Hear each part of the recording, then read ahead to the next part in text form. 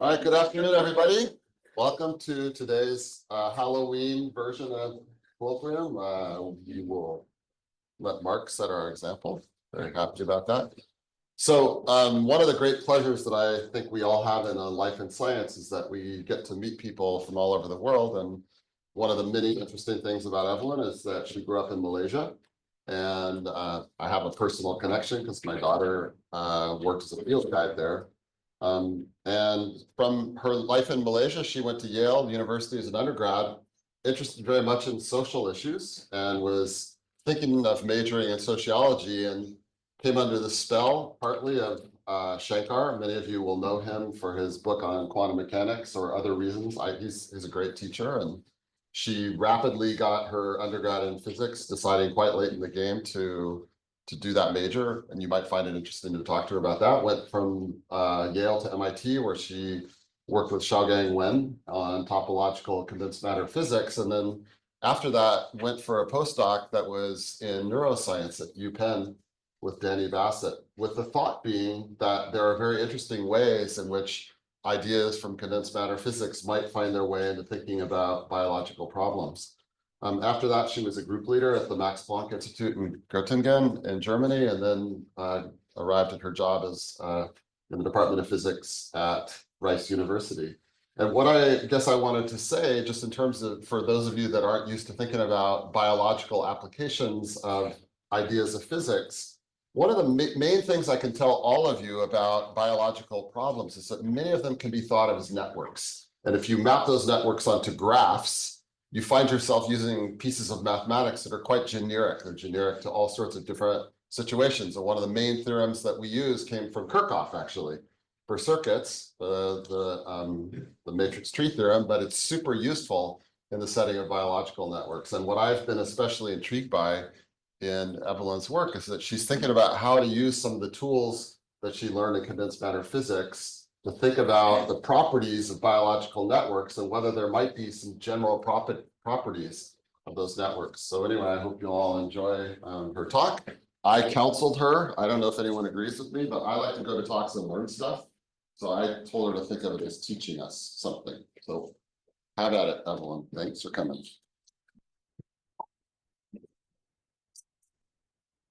Thank you so much, Rob. It is a real honor to be here speaking to all of you and in this Feynman lecture hall. So I'm very happy to be interrupted throughout the talk. So, and I will try and pause for questions as well, so that as Rob was saying, we can hopefully all stay on the same page.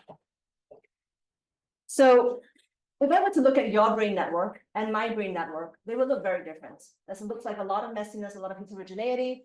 If you look at neurons, you see, very interesting structure, but also very hard to understand what is the structure that underlies these networks.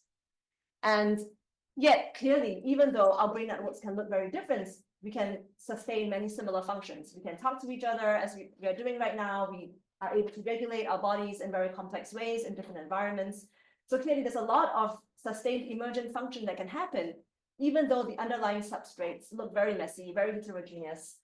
And if we think even about the components in these cells, there's often a lot of randomness because there's often small numbers of molecules. I mentioned these facts because this is a challenge to us as theoretical physicists.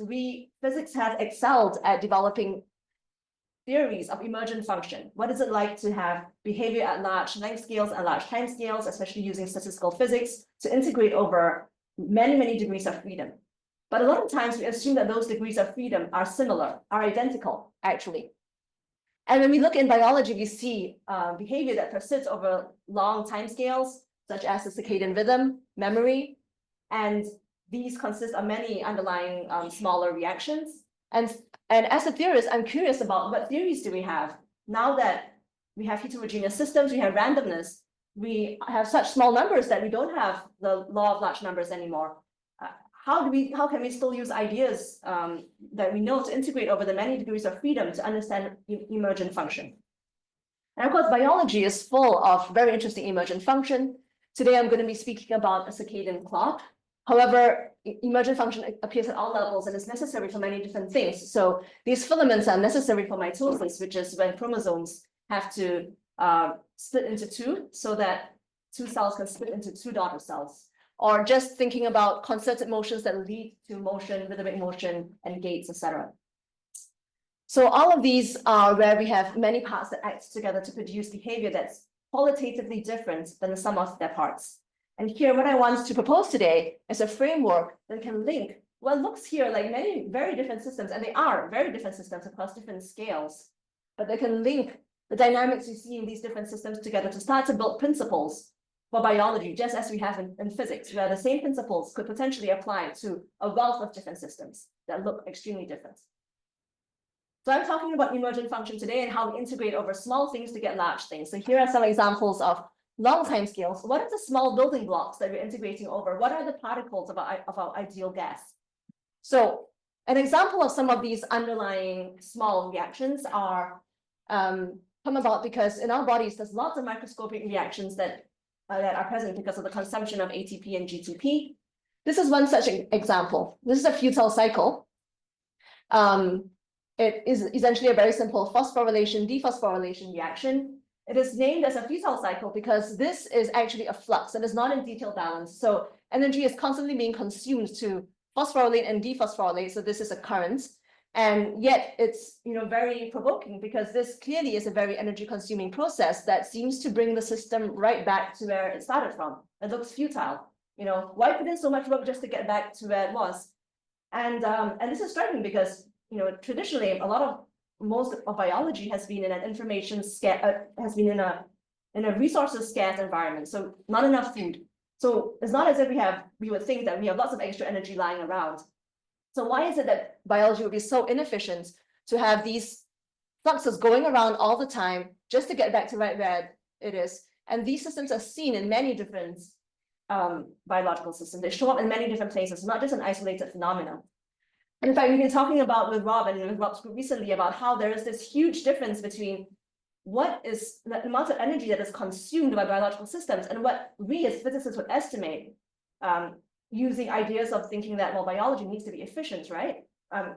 Clearly, we wouldn't pump that much energy into this little cycle. And so we estimate what we think, how much energy we think that biology should use. And we measure it as a huge orders of magnitude difference. So where is all of this energy coming from? Why are fluxes happening? Why is energy being consumed for seemingly no reason?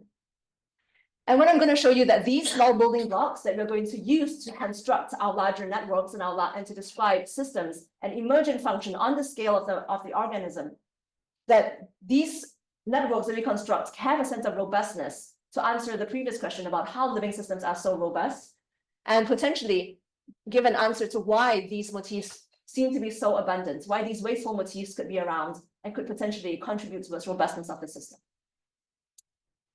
So that's going to be my goal for today. I'm going to show you how I'm going to use these little futile cycles to create a network in which we can get different kinds of behavior, even robust behavior, and that this is an example of a topological model. Then I'm going to be describing how it can be useful in something like the circadian rhythm. Then I'm going to be describing some of the underlying theory and how much fun we've been having in looking at these new properties of topological states, especially in biochemical systems. And lastly, I want to talk about how we could go about collaborating with experimentalists to see signatures of these topological models. So let's start. And so here I had told you that these futile cycles are going to be the star of the show. And here we have two of them.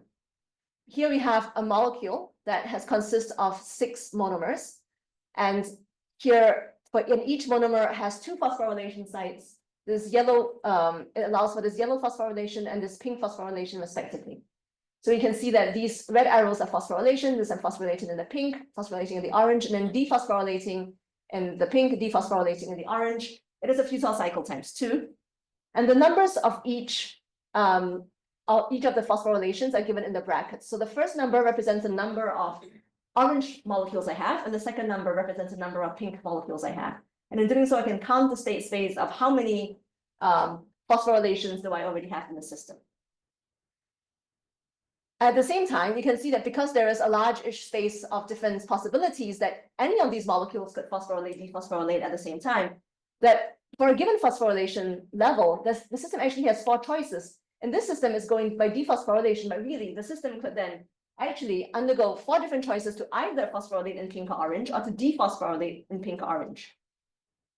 And so here, this is an orange dephosphorylation, but really these 4 choices can be denoted with this A, B, C, D subscripts, so that our full state space is given by the level of phosphorylation in the brackets and a subscript that says, what is the system primed towards? Which of these 4 choices is it primed towards? And then for the same phosphorylation level, I will have these 4 states. So here now we have these 4 states without changing the phosphorylation level. And we can also have transitions that cycle between them. So here, let's say this could be a conformation reaction that then changes it from one B state to a C state.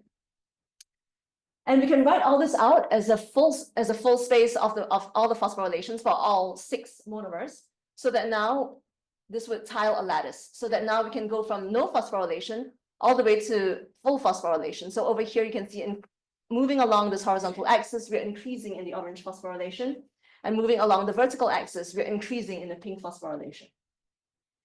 And these black solid rates are these, are these ones that change the phosphorylation number. So this cycle up here is essentially this cycle up here. And these gray dashed rates are ones that do not change the phosphorylation level, but simply cycle between this internal ABCD label.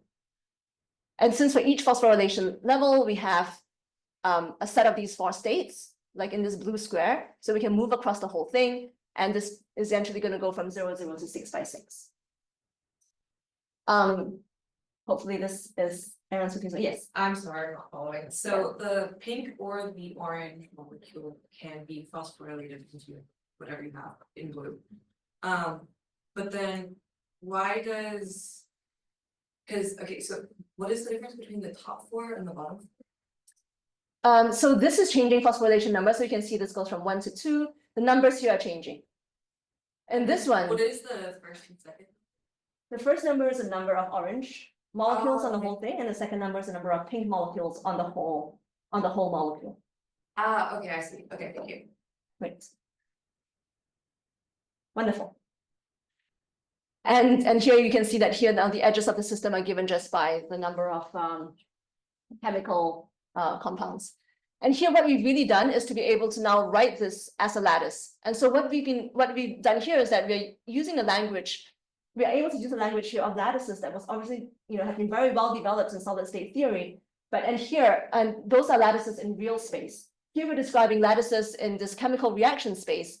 And here one of our contributions was really to say that, well, here we have a sequence of reactions. We can have multiple phosphorylations, and the sequence of reactions can then be laid out as a lattice that will now allow us to use tools like topology to analyze this lattice and the dynamics that it has.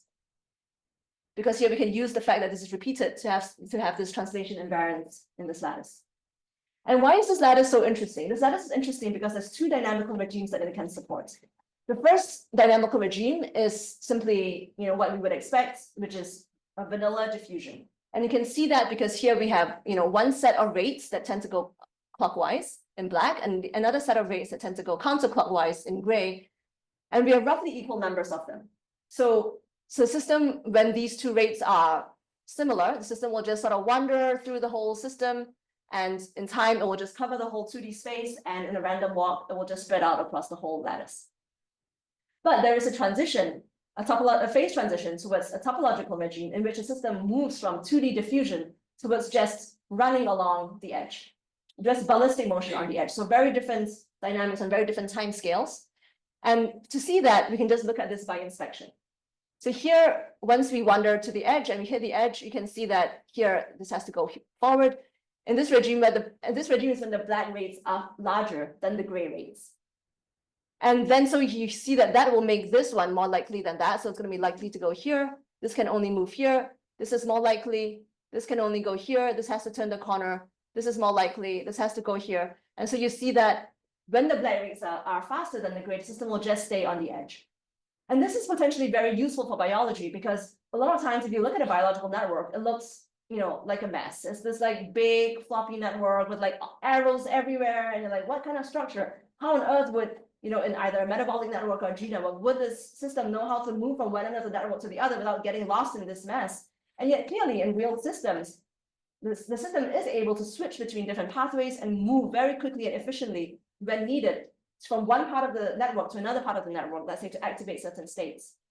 So this is a big question in biology. How is it that the system undergoes dimensional reduction to take a specific path instead of just wandering around in this huge network that we know, to potentially exist at different times?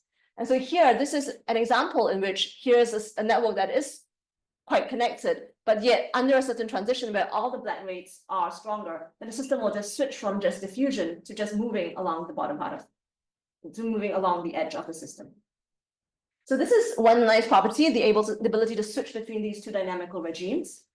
And then the other property that is also nice that these topological systems have is that the system will only move around the edge no matter what the edge is. So let's say that now here we have some kind of obstacles, missing states, missing reagents, the concentration of something gets dropped to the point that these states are no longer accessible.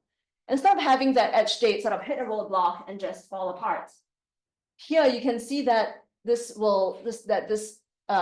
rate will now go here. It has to move up here. Now this is going to be more likely. This is going to be the most likely.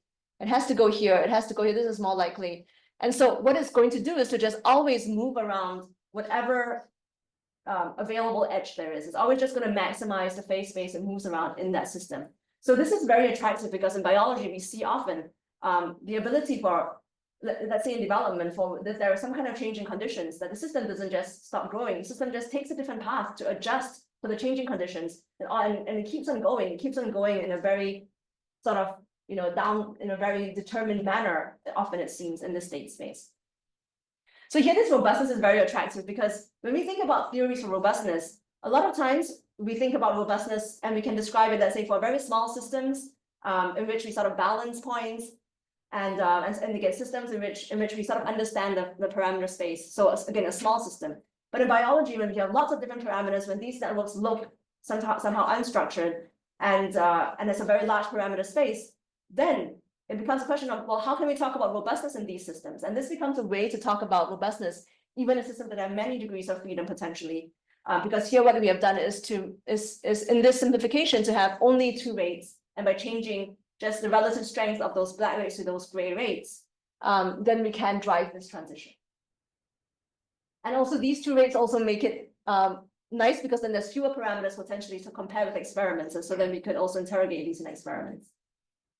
So a lot of this draws from topological theory, which has been developed, where there's a full classification that has been developed using random matrix theory and thinking about edges and transport. And here and later on, I'm going to be talking about how some of that mapping has been adapted from quantum systems. And so then we can know a lot about how and when we expect robustness in systems, depending on the symmetries and the properties of these systems. Yes. Maybe this is just like a sort of technical thing, but my question was that this like topological mapping is only really thought about in low-dimensional systems. So when we talk about these kinds of networks, like you have to sort of force that they have some sort of like low-dimensional connectivity. Oh, so I see what you mean. So you're saying that here the fact that everyone only has a few neighbors and it's not connected everywhere. Yeah, so there is a specific structure here. Yes. So yeah, that's a great question. I think it would depend on the relative strength of rates. And if there are long range connections, this network can be robust to some of that, but if those overwhelm the system, then it would break down. This is also a nice approximation because there is a sense of locality that you connect with your neighbors. And so even from a point of view of the fact that in a physical system, there are physical constraints to what reacts to what, and that states normally change, in this case, in a sequential manner, a lot of times, that is a reasonable assumption. But yes, you're right. It does depend on this specific pattern. This is a great moment to ask questions. Does this apply if there's a third dimension, so there are more alternate paths? This depends on how we still go to the periphery? Yeah, it depends on how we go into 3 dimensions. So if we just stack this, then you can imagine it will still go in the periphery. If we put layers in some kind of interesting alternating pattern, we could also have things that move around the 3-dimensional space. And this would also go in higher dimensional space. It depends on how we would construct the 3rd dimension and which way we would stack them. Clearly, chirality is important for these systems. So if we do include chirality in an interesting way as we go to the third dimension that could give also different kinds of states. But we could also, instead in third dimension, we might also see the converse depending on the physics that maybe it's easier to get lost or stuck in one part of the space than if you just have a generic high dimensional network. So it would really depend on how stacking is being done. I have a question. So you probably explained it and I missed it, so I apologize. So in this case, so each square describes the fundamental cycle. And are you considering a situation where you're actually stacking this cycle in physical space, or is this like mathematical space that you're doing this? Yeah, so this is a kind of chemical reaction space in this case. So here each of these arrows are changing something, so some kind of binding event or changing in conformation that is allowing us to go from one node to the other node. So all of these nodes are different states, and these arrows are rates that go. So when you talk about topological feature and boundary flows, is this in this mathematical chemical Yes. process Yes. space? Exactly. So yeah, so what would happen in this edge flow is that here, then this would be a sequence of all the orange phosphorylations. Thank you. Great. And then this, naturally then helps us understand why we can start to use this to describe things like the circadian rhythm, because now we have these chemical flows that move around in time here to form, a sort of large period, an oscillation with a long period. Yes. Is there some invariant associated with this condition? Yeah, so this has a topological invariance. This is a Zach phase, so because this has inversion symmetry, so this is a Z2 topological invariance.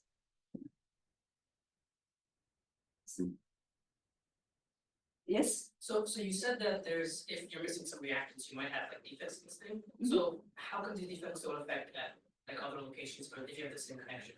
Is that a result of like, I've taken some step in my chemical reaction lattice, and so that reactant may not be available, or? Sorry, can you say your question one more Yes, time? so in this case, right, you're saying if I'm at some point at the top of the lattice, then there's some reagent missing, so I cannot go up, and it seems like a defect in my chemical reaction space. So does that defect not occur at like other spots in the same lattice? Like, is the region that's present after you make some steps over your lattice? This is just an example of some defects. I mean, there could be defects anywhere, but maybe I'm not understanding your question. I guess that my question is like, how, if you have a defect in one spot, is that like, if a reagent is missing or something like that, does that not affect every spot of the lattice connection, or is it just one spot specific? I think it depends on what it is. So for example, here, if let's say there needs to be some kind of thing a sequential binding, maybe we run out of things to bind to.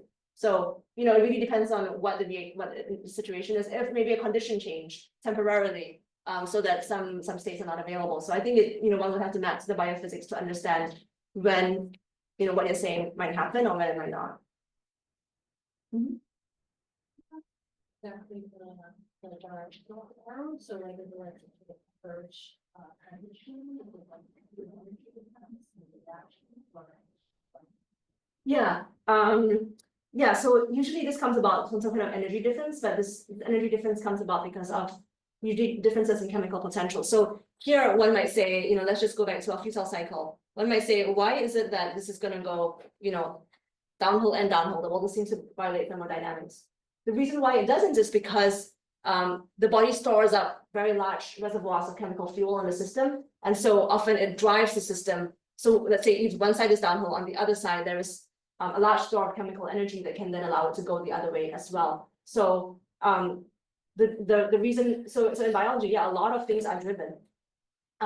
And this is because, our bodies are out of equilibrium. We are eating food all the time and refueling ourselves. And this provides that fuel to then to create a chemical potential gradient so that things can fall down that gradients.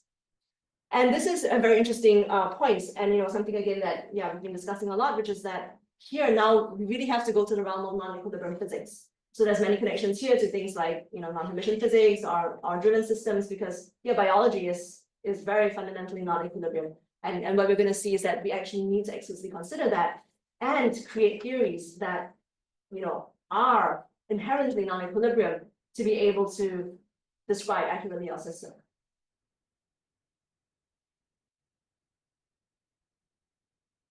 Great. Any other questions before now? Yes, go ahead.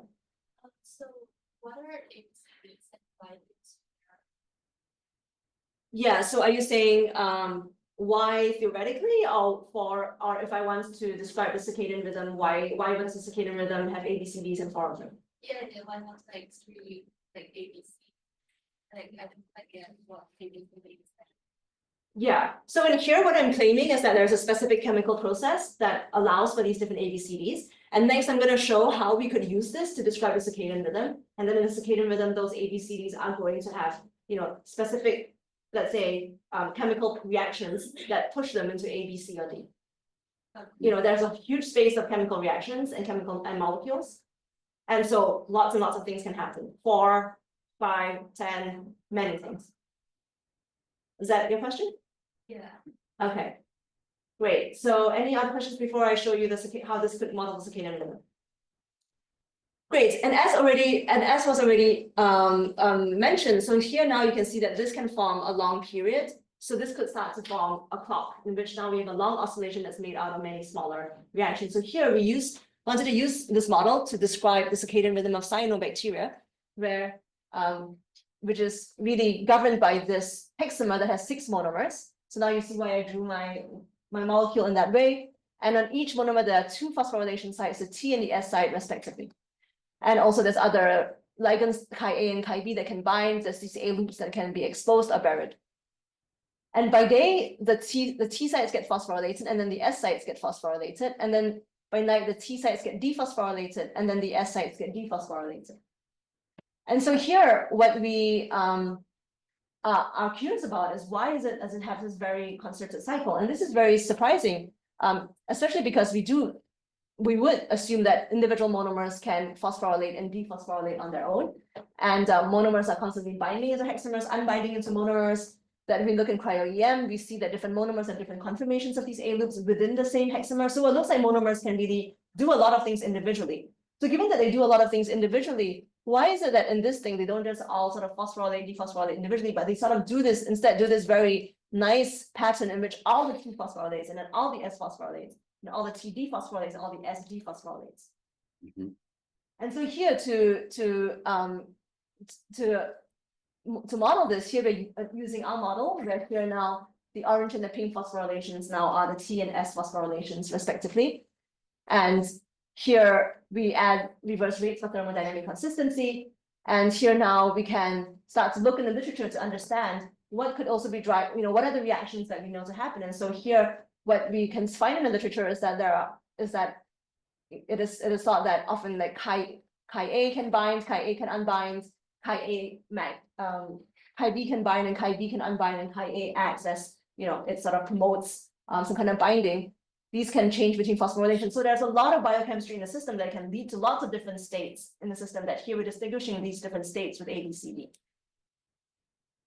And so this is the same model, just now with some biophysics interpretation. And here now we are modeling this x-axis is the T phosphorylation, the y-axis is the S phosphorylation. Here this is the literature in which we can see that Chi-A binding promotes phosphorylation, and here we can essentially see that these internal rates prime the system as we expect for the next phosphorylation and dephosphorylation steps that are consistent also with whether the conformation of the A loops. In experiments, we also see a difference in transition rates, and this is again because of ATP driving these reactions, and that's often a very fast reaction, and so we do expect that to be fast reactions that are driven by ATP, and also slower reactions that are probably more diffusion mediated. So here again, so after looking in these and using our model then to capture this Chi-C protein, what we can find is that this edge state in the topological state that just goes around the boundary, and thus T phosphorylation and then S phosphorylation of all of it, and then undergoes all of T dephosphorylation and all of S dephosphorylation. And we can contrast this with typical models in the literature, where a lot of times this is MWC paradigm that assumes all or nothing, so that there's a conformation change that then allows all of binding, conformation change, and all of unbinding. But firstly, this is just one of the phosphorylations, and like either T or S. And so what happens for models like this is that often to get the timing correct, you have to switch on T, switch off T, switch on S, switch S off. such then the reverse for dephosphorylation. And so you need a lot of parameters just to control the timing. In general, controlling timing is not an easy thing. You normally need a lot of, sort of very delicate architecture to get that to happen. And instead here, you can see that this cycle emerges sort of naturally in the system of just these two parameters. And again, and also here you can see that if you have sort of a cycle in which here these rates have to be larger than these inner rates, that is once something breaks, then this cycle itself is less robust. Go ahead. In your model, there's some finite probability to go into the bulk. Absolutely. Is there some error correction built into this, or you have to assume some other? So definitely the system can move into the bulk, and we can also move back out of the bulk. And we are interested in long time scale behavior. So what happens overall on average? And the more the black rates are faster than the gray rates, the more it's going to stay on the edge. But there will always be, incursions and excursions in and out of the bulk. And we're less worried about those transients than the steady state. It's not observed in experiments as well, or? In experiments, it's hard to resolve any individual steps. But we can see that there can be sort of, occasional bursts, robust groups imaging ATP consumption so it could be possible to image, bursts of activity. I don't know, it depends on the resolution. So maybe. So the total period of this cycle seems like it should be at the sum over the 1 over k's, where the k's are the rate constants. And I mean, what's remarkable about these kinds of things is that they're 24 hours. And the rate constants seem like they're quite. 24 hours comes from the driving outside force, like sunlight and nighttime, or what? So in the experiments, the 24 hours is actually there. So with entrainment, you can get it to reset, but without in dark conditions, the system will oscillate by itself for roughly 24 hours, and this will continue for days so long as you feed it with ATP. But what determines it? So it got trained to go at 24 hours by this external stimulus, and then it continues at How it came to 24 hours, potentially evolution over time, and it got trained by that, but to the point that it is autonomously oscillating even without this external driving now, to be able to oscillate by itself in a test tube in the lab in dark conditions. Are you saying that it's hardwired to take care of that? Yes, yes. And to Rob's point, yes, it essentially is the size of the system. And you're right, the temperature should change the case. But I'm not sure about that because these are proteins. And so temperature may change them in a nonlinear way as well. And so we should think about, what would be specific changes. Because what happens in these real systems, and that is a remarkable thing, that there is this phenomenon called temperature compensation, in which, and even under different temperatures, the period still stays roughly the same, which for protein systems that are pretty sensitive to temperature, that shouldn't be the case. So we haven't captured that, and that would be a next thing to study. Yes. Yeah. Looking at the number 6 for the next one. Yeah. Whether it could represent some kind of optimal trade-off between getting the long edge cycle around the outside, but trying to minimize the ratio of the bulk states, which bring you away from the limit cycle, the edge limit cycle, the ratio of that kind of interior to the surface area of the circumference. Is there some optimality there with 6? That is super interesting. Yeah, because in some sense, this bulk is some kind of sort of random, maybe, and later on, we'll see it because I can also use this for microtubules. I mean, a similar model. And in the bulk is much more like an exploratory state, whereas on the edge is more like an, directed exploitation state. And so maybe some kind of trade-off there. And thinking about numbers it would be interesting to look at how the number of molecules could, may affect that trade-off. That's very interesting. Thank you. Yes. So this describes single molecules. Yes. Are they all in phase? So in the real system, they have lots of molecules, and that is something that is not captured in this. That's true. This is an oscillator and also a noisy oscillator. So if you have lots of them, you won't be able to see anything. So it is true that there has to be some additional mechanism that synchronizes them as well. Yeah. And there is. Well, there has to be. But yes, that's also something that we're looking into. And it's thought that there's actually some competition of chemical resources so that at some binding stage, some guys have the binding that's needed, and so the other guys have to kind of wait. And so then everybody sort of catches up. Yes. If you have 8, would that be longer circle? Have 8 squares. Yes, it would. So it does depend on system size. But it is interesting what Mike said, because potentially evolution, if you had done 8, you could make 8 shorter ones. So then, because you have 2 things that you want, the system size and the rate. So it's kind of interesting. Yeah, like he was saying. Great. Yes. Your paper like chemical random pathway fits. Does it make a general difference if you go from A, let's say, so that's B, and also or for example, if you go from A, C, and to B, is there any like physical observable that you can extrapolate from this? Is there any difference if there's a path? So you're saying that does the path matter? Yes. I mean, one could, we have the rates here. These are stochastic systems, and it's generally called stochastic systems. You don't want to look at individual trajectories. It's sort of like thinking if I think about thermodynamics for the ideal gases, yes, the paths of individual molecules kind of matter, but what really matters is how they work together. So we should be summing up over all the paths and their probabilities, and that is what should matter.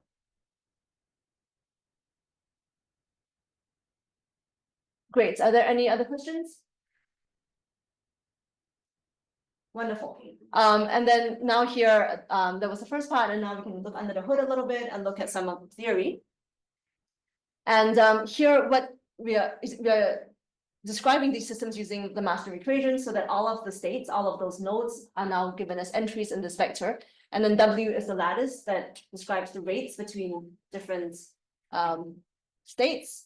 And here, what I had showed you is that because we laid out our chemical reactions as a repeating structure, as a lattice, this then allows us to use tools from solid state physics, such as looking at the barrier connection. And for that, what we use is the fact that for a lattice in this repeating structure, we can essentially do a Fourier transform. And in a Fourier transform, this lives in a periodic domain. And in this periodic domain, we can look at how something comes back to itself. And essentially, does it wind around itself, or does it just kind of come back to itself without making a winding? So in this is an example of a vector that winds around itself. And this winding around itself, interestingly, which you can see in the eigenvectors, then allows us to calculate whether or not the system is in the trivial phase, in which case it's just going to ergodically, not particularly favor the edge or the bulk, versus the topological phase, in which it will favor the edge instead of the bulk. And what we're exploiting here is essentially the formal similarity between the master equation and the Schrodinger equation that differ only by a constant, so that we can map that the eigenvectors will be the same when we map one to the other. We can also just simulate the system. Here we can use Gillespie to generate lots of stochastic traces and lots of different pathways and just see what happens. Here you can see in this 2-dimensional plane where time is on this axis. You see that here it's in a bulk initially, and then once it hits the edge, it goes around the edge, so that in the long, in a steady state or at long times, it's going to be mostly around the edge. And so that's what I mean by you have to add up lots of different trajectories to then see what happens at long times. And here, and this goes to the question, the question about why are the states directed in the first place? And I will argue that this is sort of inherent in biology from the microscopic scale, which then makes W non-Hermitian here. In quantum mechanics, we learned that Hamiltonians have to be Hermitian so that we can get energy conservation. Here, energy is not conserved, and this goes all the way to macroscopic level, in which predators, chase prey, and not the other way around. So here, we have to look at non-equilibrium physics. And what is very interesting is that this shows that explicitly that we can actually prove that in the formalism that we have here, that these systems actually must be non-reciprocal or energy consuming in order to show the same kinds of physics that actually we can get in quantum Hermitian systems. And that is because the master equation actually has 2 parts to it. In addition to this off-diagonal part that maps between different sites, there's also a diagonal part that enforces probability conservation. So it's a sum of all outgoing rates. And when we are using this Fourier transform in the periodic limits, then this D is simply proportional to the identity. So all the eigenvectors remain the same. They're just shifted. When the system has open boundaries, this is no longer the identity, and this does affect the spectrum. Here let's look at a simple 1D Hermitian example.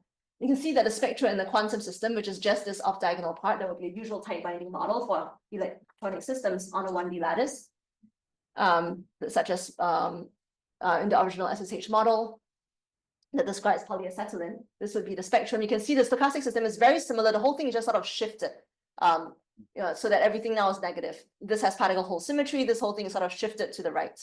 That's one main difference. But another main difference is that you get this sort of state here at zero energy, and this thing is now missing. But it looks so you can see that it's almost the same, that there's only a boundary effect that's changing something. So that's one main difference, that now the eigenvectors are no longer the same. But the other thing is that now the state of interest is also different. Here in the quantum systems, you're interested in the state with zero eigenvalue. In the stochastic system, we're also interested in the state of zero eigenvalue, because these are the longest lived states in the system, but they clearly live in very different parts of the system. And now if we look at what these states of interest show us, we see something very different. So we see that this state here has, despite having the same topological invariance in the bulk, under periodic boundary conditions, which is usually when where topological invariants are calculated, that we get edge states, and for the same lattice here, the steady state is uniform. And we can prove that, this is true for any geometry in any dimension. And this is shocking because one central tenet of topological states, especially in quantum systems, is the bulk boundary correspondence. So we calculate the topological invariance in the bulk, and this is going to show up as an edge effect in open boundary conditions. And here now stochastic systems is breaking that. They have the same topological invariance in the bulk, but in stochastic systems, this is violated. And in order to get back to restore this bulk boundary correspondence, we have to go to the directed system where rates are going in one direction, so the non-Hermitian system. And now we see here that this zero state is on the edge, and also the steady state is also on the edge. And so here we were just exploring some of this, and this is something that's really fun about this field, that here in developing new theory for these biochemical topological systems, that we get to also really explore the theory and start to look at and build some fundamental theory, because these systems are so new and so rich. Are there any questions about this before I move to the last part about experiments? Okay, great. Oh, so and this is just to say that also comparing quantum and stochastic systems, they look very different. Their response to non-reciprocity is very large. This paper also discusses a mechanism about why we think that being non-Hermitian is very important for stochastic systems, because they can prevent the bulk and edge state from hybridizing that normally does happen in Hermitian stochastic systems. So lastly, I'm just going to talk about how we've been looking at, so Lisa Biswal is my colleague at Rice in the chemical engineering department, and she has colloidal systems that she has in a 2D setup. And these colloidal systems here, that they are attracted to each other, and in the presence of an external magnetic field, they start to move around. And you can see when you look at their velocities, what you can see is that the velocities closest to the edge move faster than the others. And so these are essentially some kind of edge currents, where the things on the edge move faster than the ones in the bulk here. And so we helped to identify and to analyze these. Here we're adapting theory that was originally developed here and in some other papers. And so this is a continuum version of the sort of discrete lattice system that I was telling you about. So here these things are sort of stochastic, there's thermal noise, and clearly it's a fluid. And here you can see that, but here we still expect edge states that should exponentially decay away from the edge. And what is nice is that here she has these systems that have both these voids and these clusters. And because they have different constraints, that here in which the shear stresses can dissipate in different ways, depending on the voids are much more pinned than the clusters.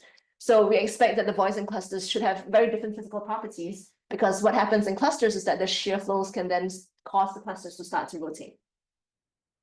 And this has very different there's very different consequences for the coarsening behavior of both clusters and voids. So here you can see that here two clusters are merging, and then there's a grain boundary between them that slowly translates out, and in just 2 minutes, then you get from this larger perfect cluster that's moving as a whole. And so it avoids, because the shear stress cannot dissipate as well, so it's much more stuck, so that there is some coarsening, but even after many minutes and even hours, a lot of those boundaries still stay in place. And this is, of course, very useful when people are trying to look at clusters and look at domain formation, especially when they are synthesizing nanoparticles. So then lastly, I'm going to be discussing, how much time do I have left? 10 minutes. Okay. Oh, yes. So the molecules used in this experiment can they be mapped like to the pink and orange and like your model, or are they more complicated? So they're not going to be mapped exactly, in the sense that for the pink and the orange, we could count them, and we would want to count them because that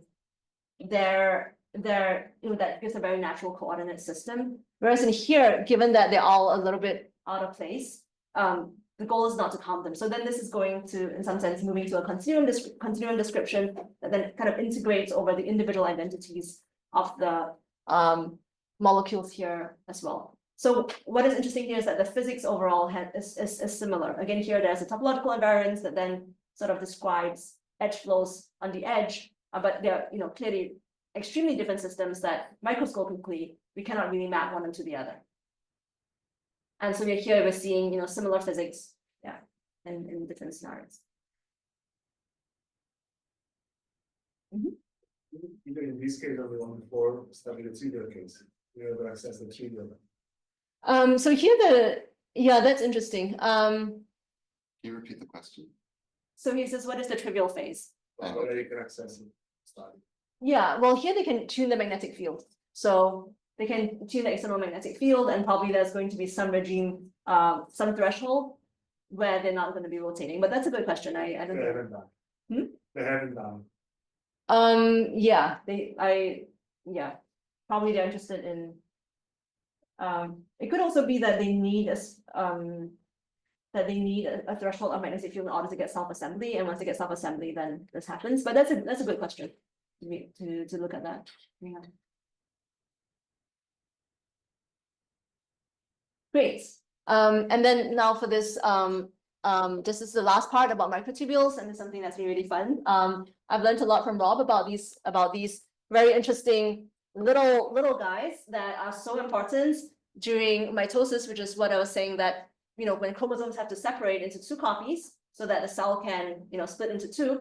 And what happens is that these microtubules start, and then they grow, and then they grab the chromosome, and then they come back. So here it looks very organized, but what is really happening is that these little guys are having to find the chromosome. And so Rob has told me this analogy, which is that it would be as if we were building a railroad between Boston and New York. And instead of planning this out and mapping this out and building it, what microtubules are doing is that they just start, it would be as if they just start laying down steel, and then you say, oh, did I end up in New York? I didn't. Let's just pull it up, and then I'm going to start laying it down again. And so they just keep growing and shrinking constantly until they reach the target. So they're sort of moving around all over the place until they can grab the target. And again, this seems very wasteful, but a lot of times this is how biology does it. It puts in a lot of energy into a lot of cycles and to achieve its aim.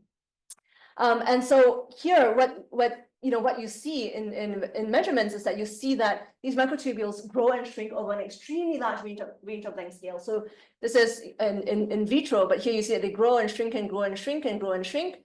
And this is length over time. And it's so large, it's almost like they're exploring a very large area of space. And the other things that you can see, that if you look at the probability distribution of the lengths before they shrink, it is large, but also there's this peaked distribution that suggests that sort of pushes it for a larger length scale. And this also suggests that this is not a simple marker process, because that is not an exponential distribution. So so we are thinking that these features can help to aid this exploration that these microtubules have to do all the time. And so here we're using a model here in which now there's 3 states. The 3 states are now growth, GTP cleavage, and hydrolysis. And that's changing the numbers in here. So here, here this is growing. So this the second number is so this is growing. So the first number here is the length of the cap, and we're only modeling the cap here. And then this is hydrolysis, or rather removal of the phosphate group, and this is GTP cleavage, which are the different steps of the first step of hydrolysis. And with this three-state model, we can actually, again, where here now we have these, you know, rates going in one direction that we do in black, and rates going in the other direction that we have in gray. And we can use this now and put this in the same model as before, where here the filament is growing along this axis, is undergoing GTP cleavage in this axis, and then it's undergoing hydrolysis in that axis. And this is a Kagome lattice. And we can, again, you know, simulate it and look at the steady state and look at the edge states and just calculate the properties of the system. But this is, again, probably a bit too simple for to try to fit this to data. So here we started to think about what is actually happening here in this new physics in these systems that, you know, for which there's no analog in solid state of quantum systems, which is that here the growth slows down gradually and not abruptly. In solid state systems, we have a lattice in which, you know, there's lattice and then there's no lattice. There's a fixed edge. As what I showed you also in the hexamer, there were fixed edges. But here, what happens is that it's not that growth goes and then stops. Growth kind of slows down slowly, so that the system will just grow and then it will become less likely to grow. So essentially, the dissociation rate increases with length, probably due to strain or mechanical defects. And so what happens here is that we actually have a soft boundary in which it grows, and then there's hydrolysis and growth that's continuously happening over a range of different length scales in this more exploratory phase. And there's more like a distribution of lengths. And this is very typical in biochemical systems where we have, again, this like softer distribution instead of a hard cutoff. And this is very nice because now typically we, you know, our topological models that we have on quantum systems always assume translation invariance. And here we have to develop new physics to think about what is happening in these systems where the changing dissociation rate is breaking this translation invariance. And we can compare this to experimental data, and we can reproduce this peak distribution. This is in collaboration with Joe Howard, who has been measuring these microtubules and the catastrophe. And what has also been more recently seen is that when they zoom in, that these there's actually a stutter, or what they call stutters, which is that the microtubule actually grows, pauses a little bit before it shrinks. And so here also we obtain these stutters that come out because this is simply the last edge of the system before the microtubule shrinks. And here we can also then analyze the distribution of the soft boundary or of this lower edge to then give an analytical condition for what is needed in order to obtain a peak distribution, and how quickly does this dissociation rate have to increase with length. So I'm just going to end here, and just to say that here, using these simple repeated motifs, we've shown this topological framework that can propose, that can have robust global dynamics, a global clock, and we've shown this in cyanobacteria. And here we can prove that non-Hermiticity or non-equilibrium is necessary for edge states in stochastic topology, unlike in quantum and mechanical systems. So this is a very interesting new playground. And here we are looking at experiments to see how topological edge flows drive macroscopic reorganization in colloids in different ways, and can also potentially promote the length exploration of microtubules. Here we wrote a review that's on the archive. And I want to thank my group, a very small group who has been doing a lot. So Chongbin is my students and Alexandra is my postdoc, as well as collaborators that I have around the world. And thank you all for your attention.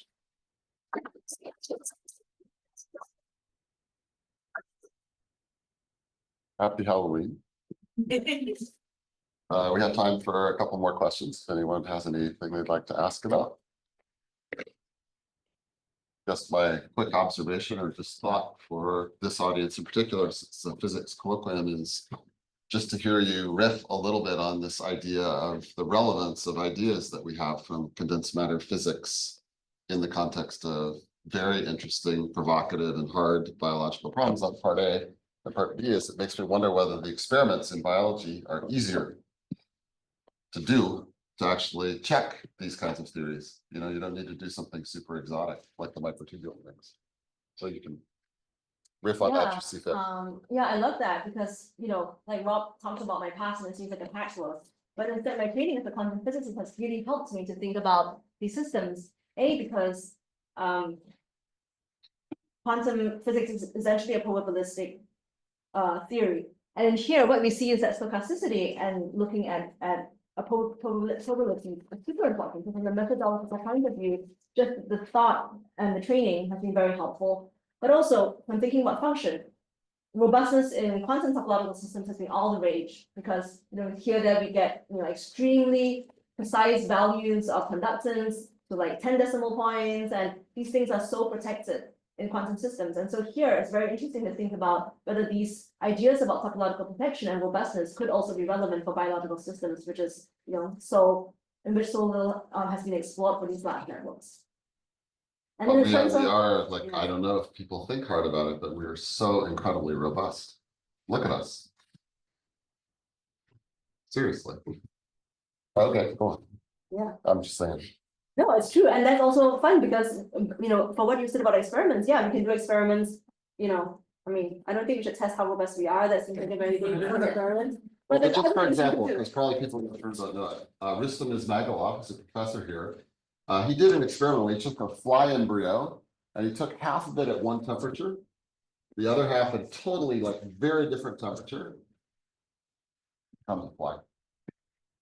That's what I mean by like it does give you a sense of protection, that there's some notion of protection that we just we're not on top of. Yeah, and if you look at like neurons, if you they grow and then the eyes are wired to the eye circuit. If you sort of recut that, rewire that, okay, during development at least, then the eyes have to go to different circuit, and system sort of finds a way around this. Especially like Leah studies regeneration. It's incredible. Yeah, so it's the second point, and then we'll stop. Again, I maybe for the physics audience, but I just think it's amusing to consider the idea that maybe the experiment done with the super powerful tools of modern biology maybe is easier than the tools that are done in the basement of one of the buildings on this side of the campus. I don't know whether it's right, but like the microtubule experiment, and also the circadian rhythm. I mean, these are things people can really manipulate in super interesting ways. Like that's not a fantasy, what you just said about you shine light on cyanobacteria, you watch their oscillations, you turn off the light, it just goes on for days and days and days. And it's 24 hours. But Not like 15 hours, it's 24 hours. But it's also much less harsh conditions. I mean, I sort of was in a basement once in my former quantum physics life, and I was there operating this huge dilution refrigerator, going down to vacuums that was super precise, and so much effort, so much hard work, super cold, super small, and it's really very it's very tough work. And here we can have things at room temperature. Yeah, you can, it's just It's a lot of fun. On that note of fun, go out and trick or treat. Thanks again.